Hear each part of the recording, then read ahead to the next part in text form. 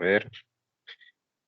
Bien, ah, en el grupo les compartí el día de ayer este documento que resume, pues, prácticamente lo que hemos estado viendo en las últimas semanas. Este documento tiene el resumen de todos los procesos termodinámicos y, pues, todas las consecuencias, todas los resultados que tenemos de cada uno de ellos, ¿no? Entonces, va a ser de mucha utilidad para que ustedes puedan resolver los problemas, sobre todo en esta fase a la que vamos, que particularmente vamos a trabajar más que todo con ciclos termodinámicos. Entonces, en los ciclos, pues vamos a componer casi todos los procesos que hemos estudiado, así que hay que estar muy, muy atentos a aplicar los conceptos que ya se tienen, ¿no? Muy bien, entonces lo primero es diferenciar cada uno de los resultados que hay aquí. Esta columna llamada todos, que resume los resultados que son aplicables a todos los procesos. Entonces, pues ahí se muestra el gráfico PV, pero es un gráfico pues aleatorio, ¿no? No es un gráfico que defina algún proceso en particular, es solamente por poner una representación en particular. Bien, no hay ninguna restricción, es decir, que no hay una restricción general que aplique para todos. O sea, como diciendo que el calor es cero para todos, el trabajo es cero para todos, o el cambio en la presión es cero para todos, cambio en energía interna es cero para todos, etcétera. ¿Verdad? Cualquier condición de esas no es aplicable a todos los procesos, sino que es aplicable nada más a uno en particular, ¿no? Entonces, esa parte es importante tenerla en cuenta, ¿no? Bien, la primera ley de la termodinámica es aplicable a todos. El cambio de energía interna es igual al calor menos el trabajo. Y ayer hablábamos de este otro resultado, que el cambio en energía interna es igual a NCB delta T para todos los procesos. Todos los procesos en los cuales implique un cambio en la temperatura, entonces vamos a poder medir el cambio en la energía interna con esta ecuación. Y obviamente la definición del trabajo, ¿no? Si nosotros nos enfrentamos a un problema diferente a los que involucre un proceso diferente a los que ya hemos estudiado, adiabático, isocórico, isotérmico, isobárico, entonces habrá que encontrar una relación de trabajo para este. Por ejemplo, en la guía me parece que hay un problema donde se trabaja con un proceso en el cual este se representa mediante una recta, que no es ni vertical ni horizontal como en el isocórico o el isobárico respectivamente, ¿no? Sino que este se representa mediante una línea recta que tiene una pendiente y en ese caso lo que uno tiene que hacer es aplicar la definición del trabajo, si lo que le están pidiendo es eso, el trabajo. O sea, tiene usted que escribir la función de presión y luego integrar para poderlo encontrar. ¿Qué es lo que se hizo para los demás procesos? Lo que pasa es que pues ya para estos ya tenemos una ecuación definida y entonces no es necesario volver a hacer el proceso de integración. Bien, del adiabático le dedicamos toda la clase de ayer. Sabemos que el calor es igual a cero, que el cambio en energía interna es igual al negativo del trabajo, ¿no? O sea que el cambio en energía interna hay dos maneras de encontrarlo en el adiabático. Usando la definición para todos, que es NCB delta T, o usando el trabajo. Ya sea, en este caso se involucran la presión y el volumen, y en el otro se involucran las temperaturas. Y en la parte de abajo pueden ver las relaciones de estado que existen, ¿no? En la clase anterior vimos la deducción de la primera y la segunda, y les di una orientación para poder llegar a la tercera. Espero lo hayan realizado. Y pues ahí está la comprobación de cuál es la tercera de las relaciones que existen. Entonces, con estas relaciones, usted puede encontrar variables de estado entre un estado inicial y un estado final, dependiendo de cuáles sean los datos que uno tenga. Luego tenemos el isocórico. El isocórico es aquel en el cual el trabajo es igual a cero porque el volumen se mantiene constante y el cambio en energía interna es igual al trabajo. Entonces, en este caso, el trabajo es NCB delta T Y la relación de estados es el cociente presión entre temperatura se mantiene pues constante. Entonces, ese es el proceso isocórico. El proceso isobárico es aquel en el cual, es importante decir aquí que el CB depende de cuál sea el gas. CB para gas monoatómico es 3 medios de R y para gas diatómico 5 medios de R. Similar para el proceso isobárico, donde la presión no cambia. El cambio en energía interna es la resta del calor menos el trabajo. El calor se determina como la presión por el diferencial de volumen. Q es igual a NCP delta T, donde CP para gas monoatómico es 5 medios de R y para gas diatómico es 7 medios de R. Y la relación de estados es que el volumen entre la temperatura es una constante. Y finalmente el proceso isotérmico. La diferencia entre el proceso isotérmico y los tres anteriores es que si ustedes notan, en el adiabático, en el isocórico y en el isobárico hay un salto de una isoterma a otra. Es decir, hay un cambio en la temperatura.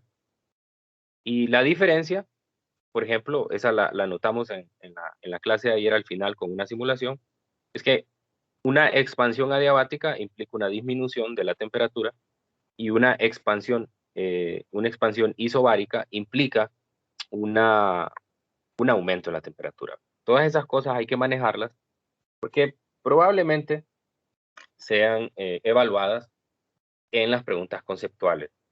Entonces hay que tener claro esos conceptos. Entonces en el proceso isotérmico, a diferencia de esos anteriores, no cambia la temperatura, así que el proceso se da sobre una isoterma.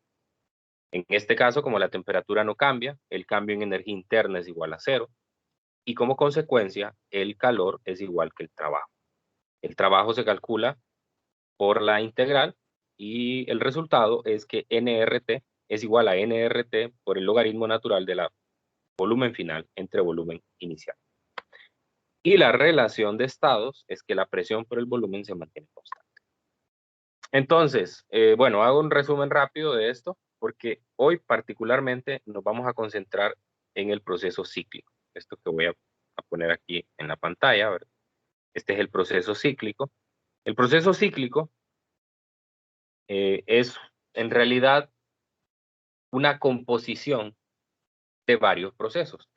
Aquí se muestra un diagrama PV donde solo tengo dos ciclos ficticios, solo representan procesos, no representan, no representan más alguno de los procesos anteriores. Entonces, si usted logra notar, en ese ciclo, el estado inicial es el A, luego paso por un estado intermedio B, y luego regreso al estado A. Esa es la característica del ciclo termodinámico. El ciclo termodinámico es la composición de varios procesos termodinámicos para poder llegar de nuevo al estado inicial. O sea, el estado final es igual al estado inicial. Por lo tanto, ya que el estado inicial es igual al final, la temperatura del gas tiene que ser la misma, tanto la inicial como la final, no cambia. Bueno, sí cambia en los procesos, pero entre el final y el inicial es la misma. Por lo tanto, el cambio en energía interna total es igual a cero. ¿Qué es el cambio en energía interna total? Cambio en energía interna total es la suma de todos los cambios de energía interna de cada proceso que conforma el ciclo. En este caso, yo tengo lo que se muestra en el gráfico PV de la pantalla, tengo dos procesos. Tengo un proceso de A a B y tengo un proceso de B a A. Entonces, quiere decir que el cambio en energía interna de A a B más el cambio en energía interna de B a A es igual a cero. O sea, el cambio en energía interna total es la sumatoria de los cambios en energía interna de cada proceso que compone el ciclo. Y al sumarlos, eso debe dar cero, porque estoy volviendo al punto de partida, o sea, el estado final es igual al estado inicial.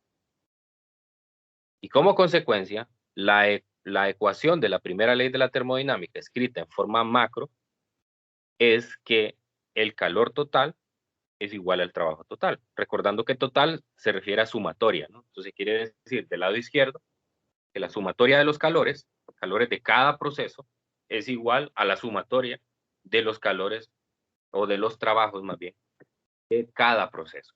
Eso no quiere decir que, digamos, el calor de uno sea igual al calor de otro o algo así, sino que los totales. Entonces, a eso le vamos a dedicar el tiempo el día de hoy. Vamos a, vamos a plantear un problema en el cual tengo un ciclo termodinámico y vamos a encontrar diferentes cantidades, ya sea variables de estado o variables energéticas. Entonces, ese es el problema 1947. Y en este problema, pues se nos muestra el ciclo de la figura 1947. En este, si se fijan, tenemos tres procesos: el proceso de A a B, el proceso de B a C y el proceso de C a A. Entonces, de tal manera que el estado final del gas es el mismo estado inicial. O sea, parto del punto A, realizo tres procesos para volver otra vez al estado A. Entonces, esa precisamente es la definición del ciclo. Es un proceso que se va repitiendo. Esto lo vamos a ver más en detalle, o la utilidad de esto lo vamos a ver más en detalle a partir de mañana cuando veamos las máquinas térmicas. Las máquinas térmicas, voy a adelantar un poco, utilizan un ciclo termodinámico para realizar un trabajo útil. Entonces, la idea aquí es que en un ciclo va a haber una parte donde este va a ganar calor y va a haber otra parte en la cual este va a expulsar calor. Es decir, la máquina va a agarrar calor, lo va a utilizar para realizar un trabajo y luego va a expulsar otra parte que fue lo que no logró utilizar. Bien, entonces, si revisamos el enunciado, este me dice que en la figura 47 se muestra un diagrama PV de 0.004 moles del gas ideal H2. Entonces, como nosotros recordamos, el gas H2 es un gas de tipo monoatómico, perdón, de tipo diatómico. Entonces, ese va a ser el primer dato que voy a escribir. Además del número de moles, N es 0.004 mol. Y entonces es H2, y H2 es diatómico. De diatómico yo sé que el Cb es 5 medios de R, el Cp es 7 medios de R. Esto para el diatómico, ¿no? Entonces ya de antemano puedo saber esos dos datos que los voy a necesitar. También conozco el gamma, sé que el gamma es 1.4, pero en este ciclo no hay un proceso adiabático, así que no voy a necesitar el gamma. Y aquí está la clave, ¿no? Me dice, la temperatura del gas no cambia durante el segmento de BAC. Muchas veces nosotros no vamos a ser capaces de diferenciar en el diagrama PV cuando hay una curva. Todos estarán de acuerdo en que el proceso de A a B es un proceso de tipo, eh, isocórico, ¿no? Y el del estado de CAA, ¿qué tipo es? Isobárico. Isobárico, ¿no? Entonces, ¿cuál sería el proceso de BAC? Isotérmico. Isotérmico. Pero ¿cómo lo sabemos? Lo sabemos gracias a que, quiero ver si puedo borrar esto. No, quizás no sea la mejor manera. Bueno, no lo voy a borrar. Entonces, es un proceso de tipo isotérmico, pero no lo puedo saber si no me lo dice el enunciado. Entonces, si yo me voy a la tabla del resumen, entonces yo reconozco que el proceso isotérmico es una curva y que el proceso adiabático también es una curva. Ayer les hablé de que un poco para diferenciarlos es Bueno, si tengo en el fondo de la gráfica, si yo tengo graficados las curvas isotermas, entonces es fácil distinguirlo, porque va a haber un salto de un isoterma a otro en el adiabático y en el isotérmico se va a realizar sobre una isoterma, ¿no? Pero en este caso, para este problema, yo no tengo graficadas las isotermas. Por lo tanto, necesito que me aclaren si esa curva es una isoterma o una, o una curva de un proceso adiabático. Entonces, ya que me dicen que es isotérmico, yo puedo ayudarme de nuevo, porque es muy recomendado que siempre dibuje las isotermas. Entonces, quiere decir que si este es isotérmico, por aquí va a pasar una isoterma, justamente sobre, a dibujarla bien, sobre este proceso va a pasar una isoterma, que sería esta, y voy a tener otra isoterma que va a pasar por el estado A.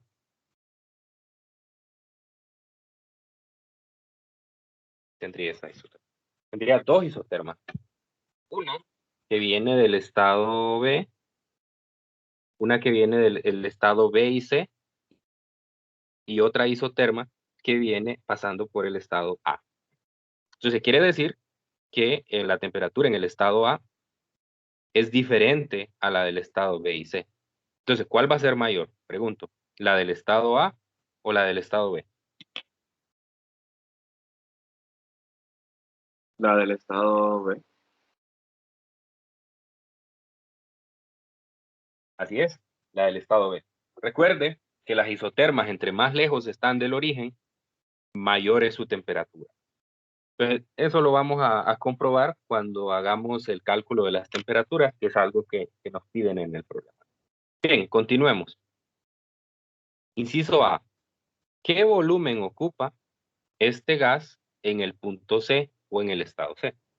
Entonces vamos a tener ahí nuestro primer resultado. Entonces, para este nos están pidiendo el volumen en el estado C.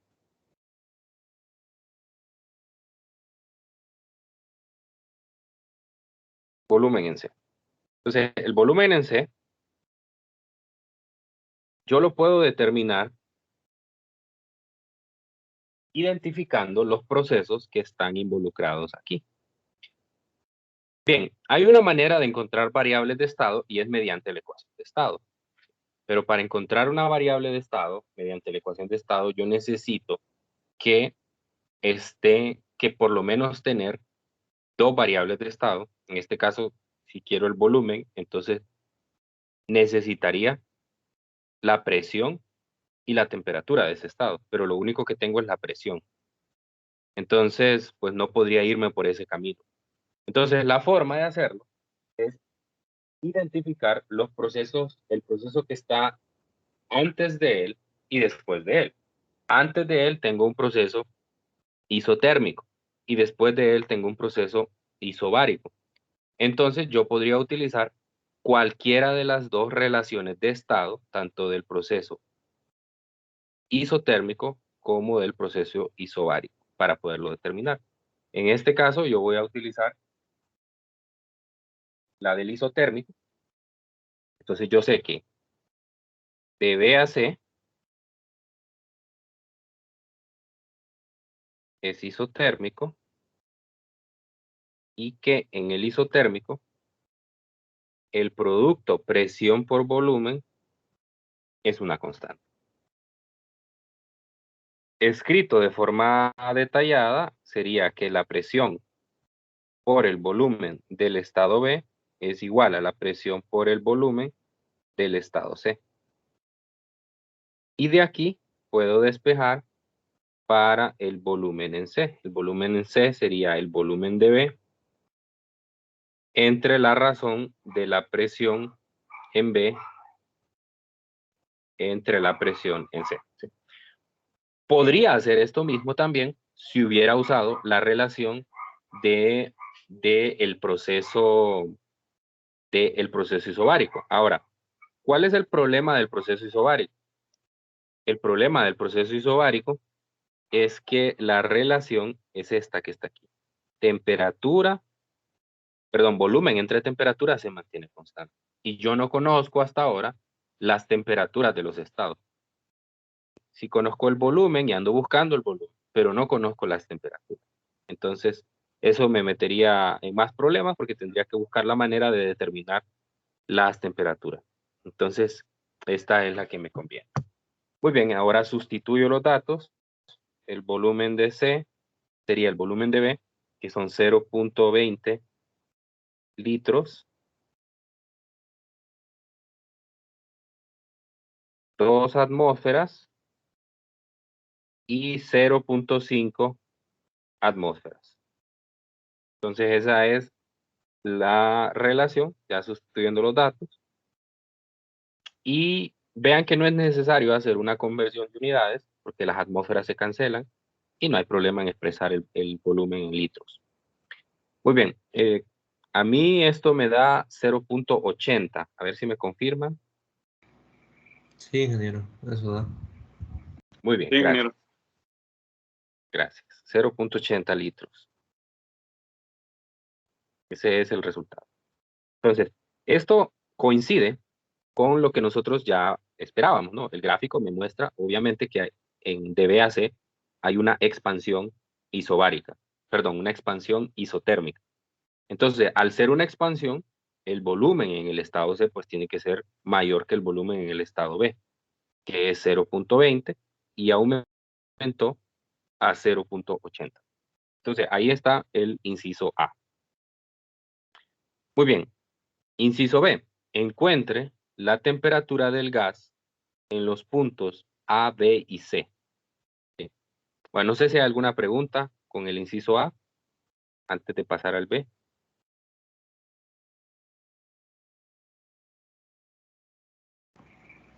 Estamos bien. Muy bien, gracias. Entonces, en el, en el inciso B me dice que determine la temperatura en los 3 estados.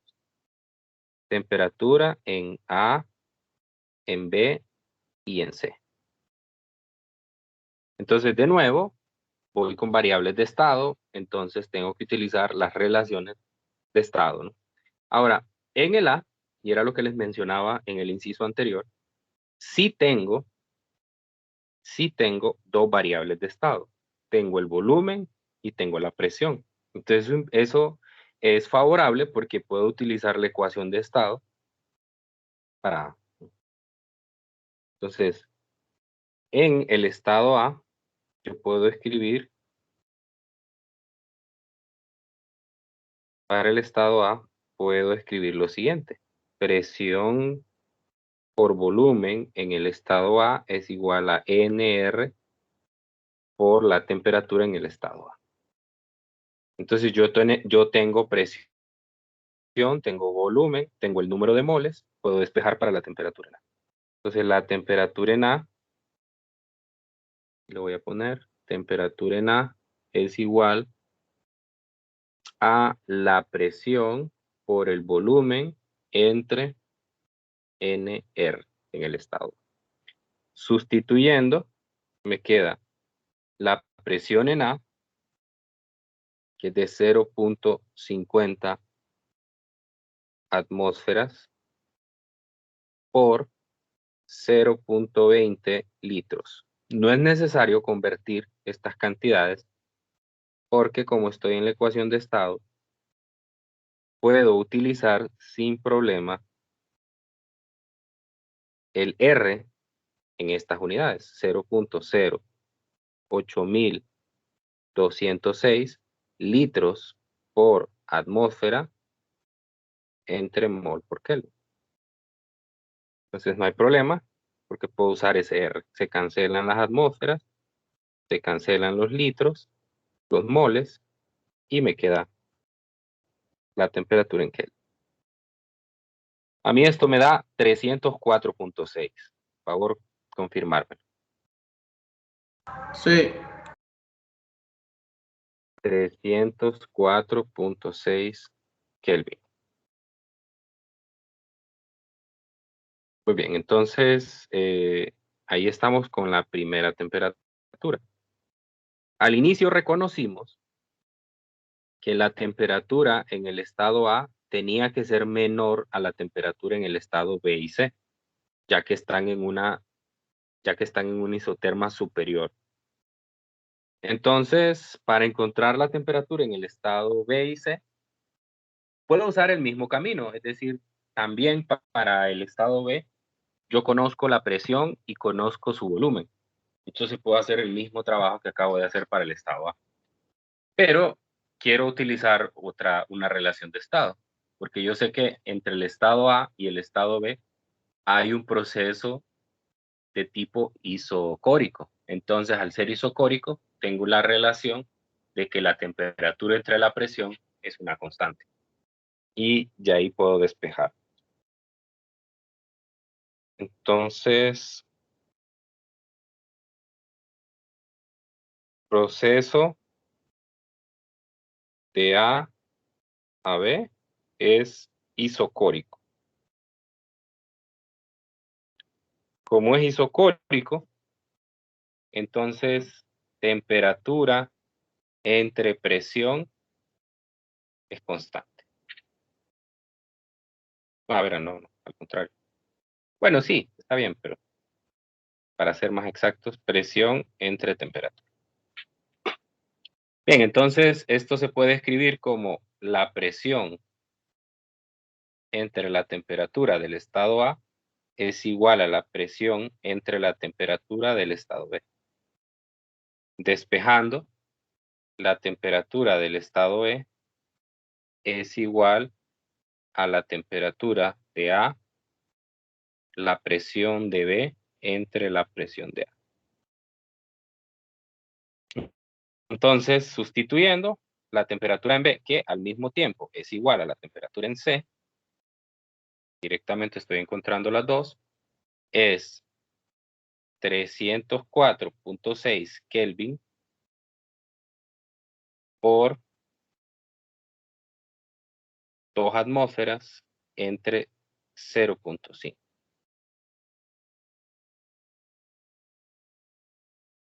Cancelo las atmósferas y esto me va a quedar en Kelvin. Bien, a mí esa temperatura me da 1218.4. ¿Me lo confirman, por favor? 1219.2 me dio a mí. ¿Seguro? Ah, bueno, sí da eso. Es que le puse .8, no .6. Sí, está bien. Ah, ok, muy bien. 1218.4 Kelvin. Y esto coincide con lo que esperábamos. Esperábamos que fuera una temperatura más alta que la anterior porque está sobre una isoterma de mayor temperatura. Entonces ahí ya tengo completo el inciso B porque ya tengo la temperatura de A, 304.6, y la temperatura de B y C, que son iguales, ya que hay un proceso isotérmico entre ellos, 1218.4. Muy bien. No sé si hay alguna pregunta respecto a este inciso, antes de pasar al siguiente.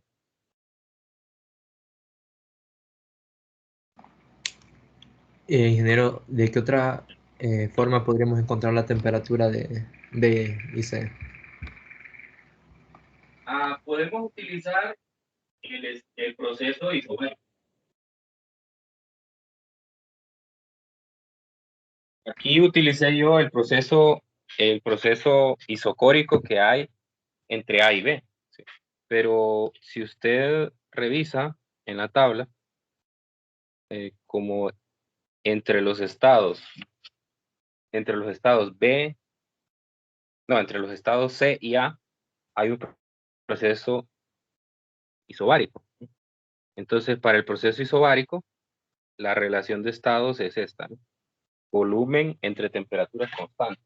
Yo ya tengo los volúmenes tanto de C como de A, y entonces ya tengo la temperatura de A, entonces pues puedo despejar para la otra. Esa sería la manera. La otra manera de encontrar eso es usando la ecuación de estado. O sea, haciendo el mismo proceso que hice para A. P por B igual a nRT, porque yo ya tengo tanto para el estado B como para el estado C, yo ya tengo la presión y el volumen. Entonces, también así. O sea, hay varias maneras de encontrarlo, porque podría calcular el de B o podría calcular el de C, usando la ecuación de estado, y como las temperaturas son iguales, le va a dar bien. Y podría utilizar también el hecho de el proceso isobárico en C y A. Esas son las maneras. Ok, Sí. perfecto. ¿Alguien más?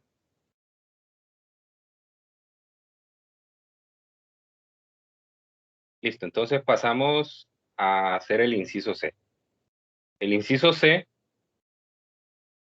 ya cambiamos, ahora que ya tenemos la variable de estado, podemos calcular variables energéticas. Entonces me dice, ¿cuánto calor se fue dentro o fuera del gas durante los segmentos AB, CA, BC? Indique si el calor ha entrado o salido del gas. Entonces, ya ahora me paso a la parte de las variables energéticas.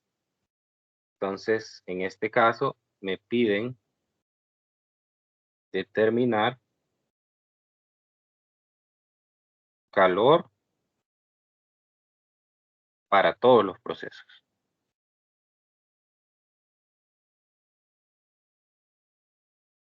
Tengo 3 procesos, entonces pues voy a ir uno por uno. El primer proceso, recordamos que es un proceso isocórico. Proceso isocórico.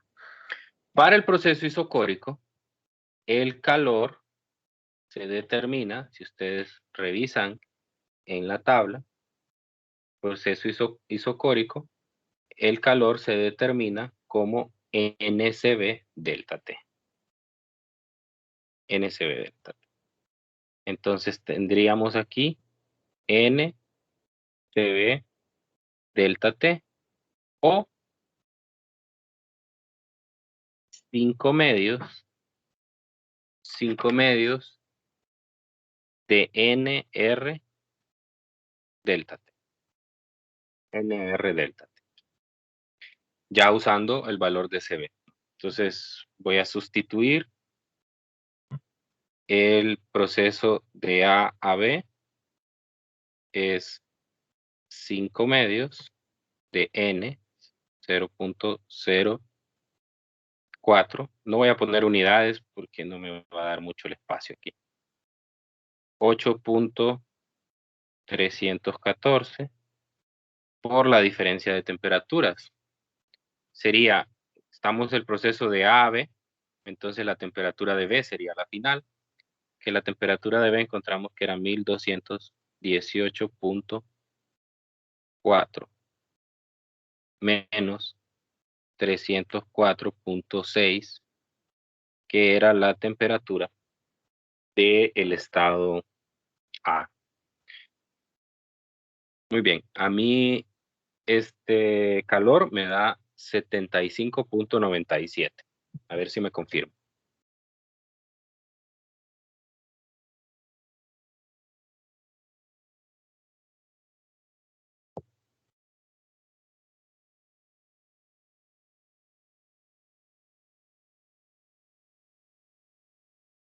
¿Cuánto le dio, ingeniero? 75.97.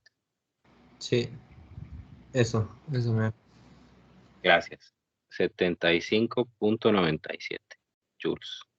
A ver, aquí me piden que determine si el calor es absorbido o expulsado. ¿Qué dicen ustedes?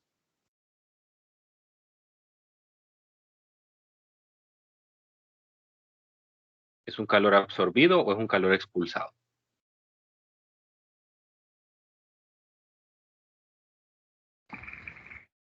Yo creo que es absorbido, digo, expulsado, pero es pura intuición.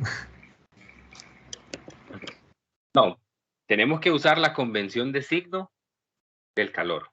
La convención de signo del calor me dice que si el calor es positivo, es absorbido. Y si el calor es negativo, es expulsado, ¿no? Entonces, en este caso es absorbido, ¿no? Recuerden, la forma Entonces, de por el saberlo, delta T podemos determinar eso. sí, el delta T es una forma indirecta. Es decir, si el delta T es positivo, entonces obviamente el calor va a ser positivo. Y si el calor es positivo, entonces es absorbido. Ah, ok. Muy bien. Número 2, el segundo proceso. El segundo proceso es un proceso de tipo isotérmico. En el proceso isotérmico, el calor es igual al trabajo. Y el trabajo es nRT, logaritmo natural de volumen final entre volumen inicial. El volumen final será el dC y el volumen inicial será el dV. Ok, entonces sustituimos, que será el calor de BC y será el número de moles, que es 0.004 por R, que es 8.314, por la temperatura, que es la misma para el estado B o para el estado C, es 1218.4. No voy a poner unidades. Logaritmo natural de volumen final, que sería 0.8 litros entre 0.2. Vean que no es necesario hacer la conversión, ya que se van a cancelar los litros en el logaritmo natural. Bien, esta por ser una expansión isotérmica, entonces debe haber una absorción de calor. Y eso lo voy a confirmar con el signo. Acuérdese que el cociente del logaritmo natural, si este es mayor que 1, entonces el logaritmo natural me va a conducir a un número positivo y por lo tanto el calor va a ser positivo. Por el contrario, si es una compresión, entonces la fracción que voy a tener dentro del logaritmo natural va a ser menor a 1. Eso va a conducir a un logaritmo natural negativo y por lo tanto me va a dar un calor expulsado. Bien, este calor a mí me da 56.17. A ver si me confirman. Sí, ingeniero. Eso. 56.17 joules. Y este es un calor absorbido o expulsado. Absorbido. Absorbido.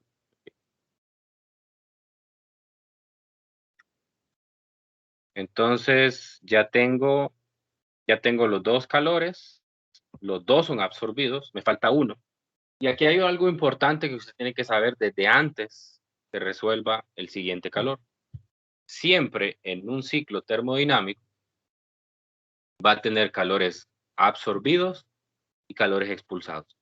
Nunca todos los calores van a ser absorbidos o nunca todos los calores van a ser expulsados. Palabras sencillas, siempre tiene que tener calores positivos y calores negativos. Nunca va a tener solo positivos o solo negativos.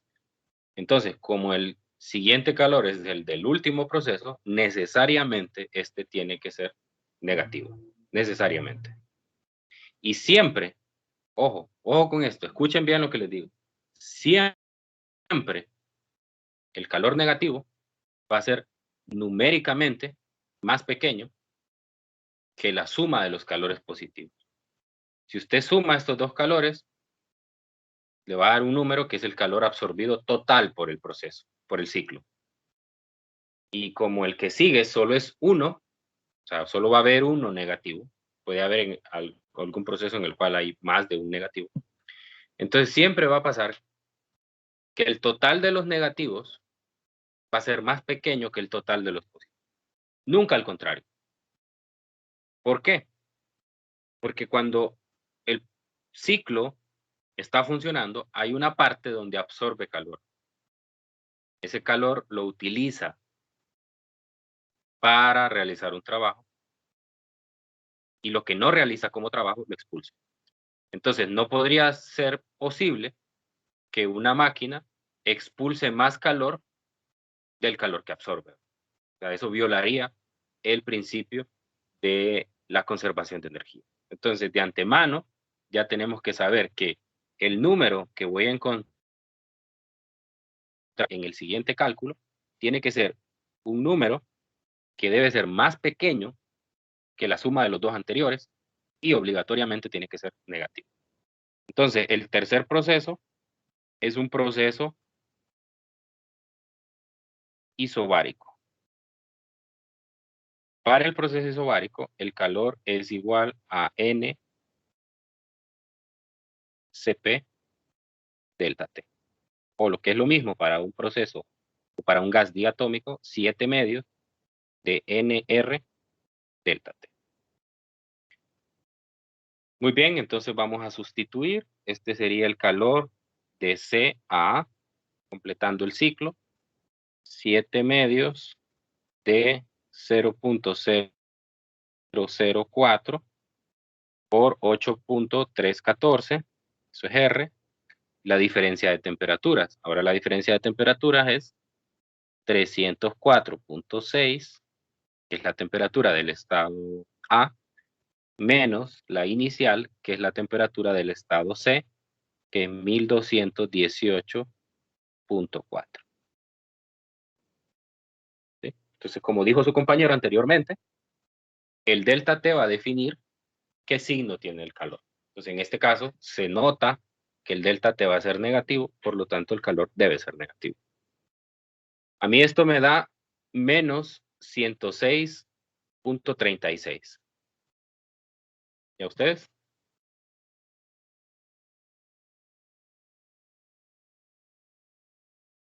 Menos 106.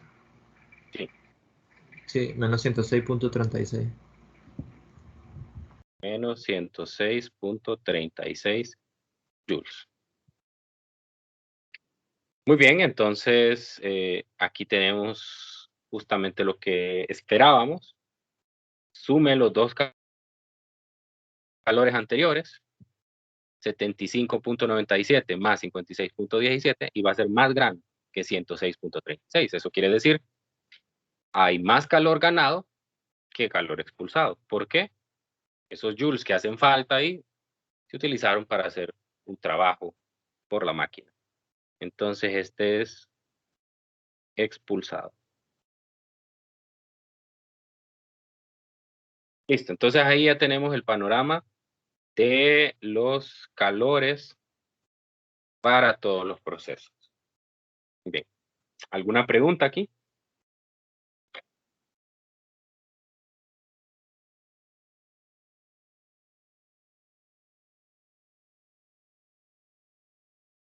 Muy bien, entonces pasamos al inciso D. El inciso D me dice, encuentre el cambio de la energía interna de este hidrógeno durante los segmentos A, B, B, C y CA. Indique si la energía interna aumenta o disminuye durante cada uno de estos segmentos. Ok, entonces ahora me están pidiendo en el inciso D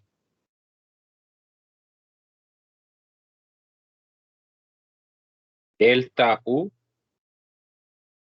para todos los procesos. No el total, ¿verdad? Ojo, me están pidiendo el cambio en energía interna de cada uno. Después, a manera de comprobación, yo voy a encontrar el total. Entonces vamos con el primero. El primer proceso es un proceso isocórico.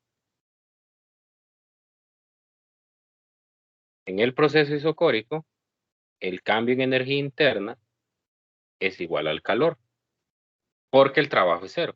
Entonces eso quiere decir que esto es igual a 75.97, porque yo ya determiné anteriormente cuánto vale ese calor. Muy bien. Y así de fácil, ahora me paso al segundo. El segundo es un proceso isotérmico. Para el proceso isotérmico, como la temperatura no cambia, entonces el cambio de energía interna es cero.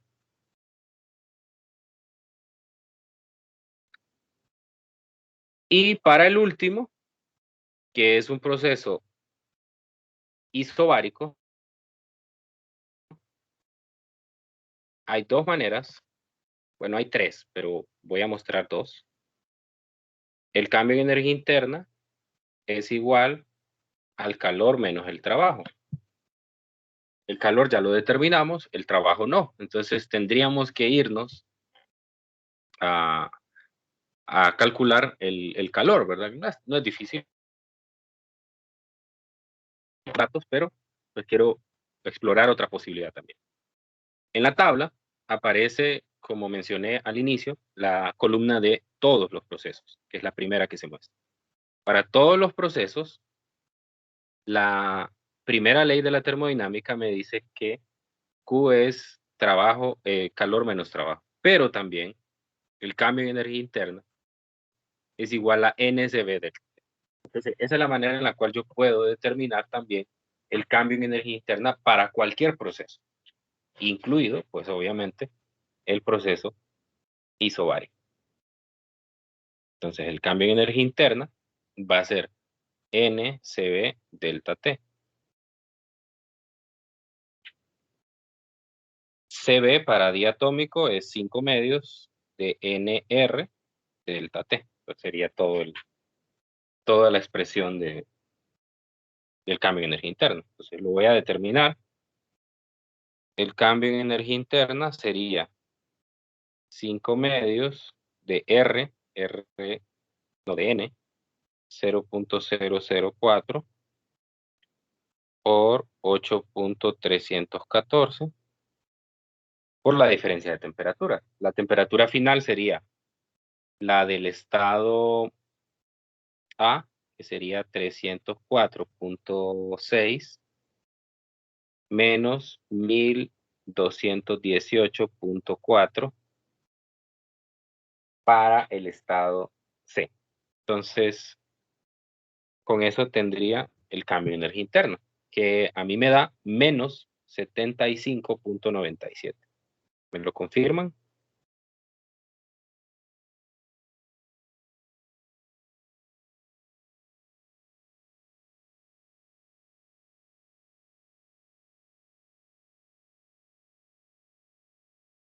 ¿Eso da? Sí, a mí déjame. Ok, entonces estamos bien. Lo otro que me piden es que determine si la energía interna aumenta o disminuye. Entonces eso depende del signo. Si el cambio en energía interna es positivo, entonces quiere decir que aumenta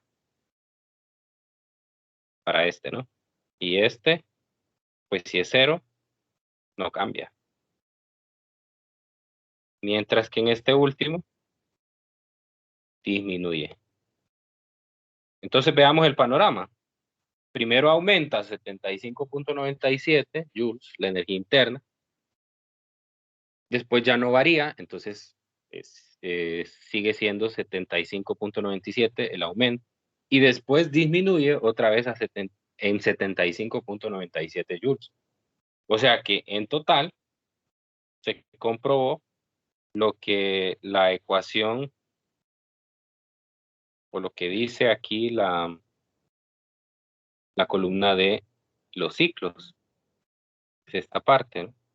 Que el cambio en energía interna total es igual a cero. Es igual a cero. Entonces, cambio en energía interna total es igual a la sumatoria de los cambios en energía interna.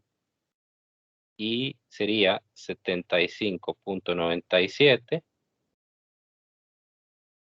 menos 75.97 joules y suma a cero. Entonces, está comprobado eso que mencioné desde el inicio.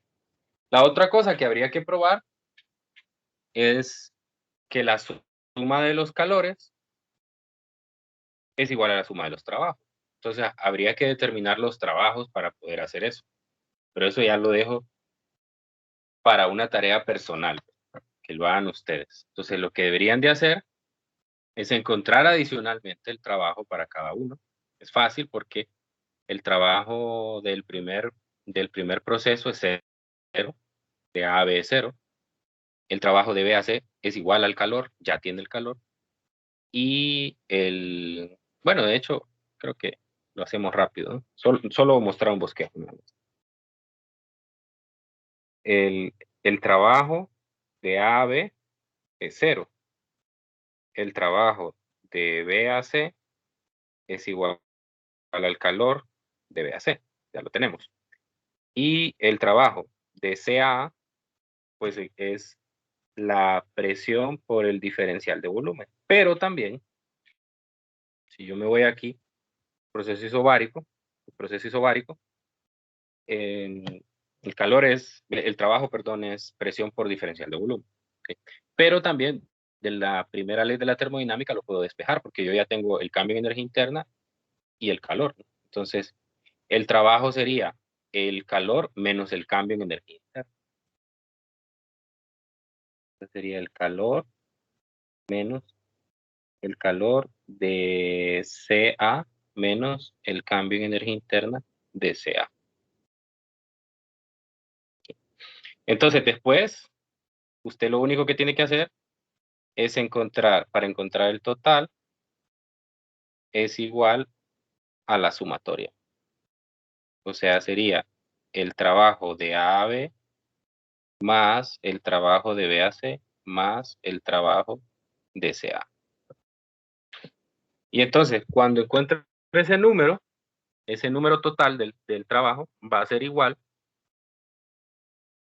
a la suma de estos calores, ¿no? A 75.97 más 56.17 menos 106.3. Eso ya lo dejo a ustedes para que lo hagan en su casa y puedan comprobar de que efectivamente esas relaciones que dimos para el proceso cíclico se cumplen.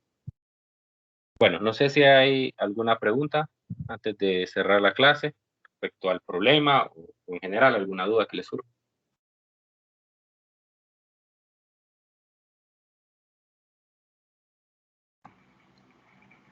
En mi caso no, ingeniero. Muy bien, gracias. Bueno, entonces,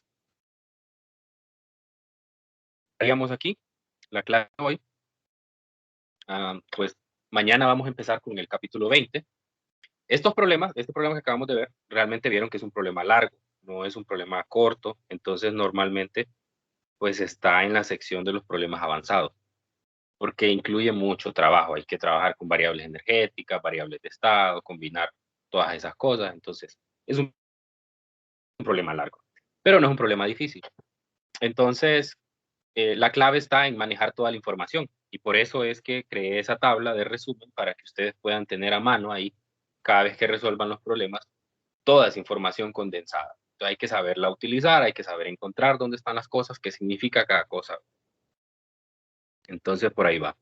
Mañana vamos a empezar a ver las máquinas térmicas como una aplicación de esto que acabamos de ver. La máquina térmica funciona con un ciclo termodinámico y entonces vamos a poder encontrar, si recuerdan, yo les dije que había una cantidad de calor que se expulsaba y una cantidad de calor que se ganaba, que se absorbía.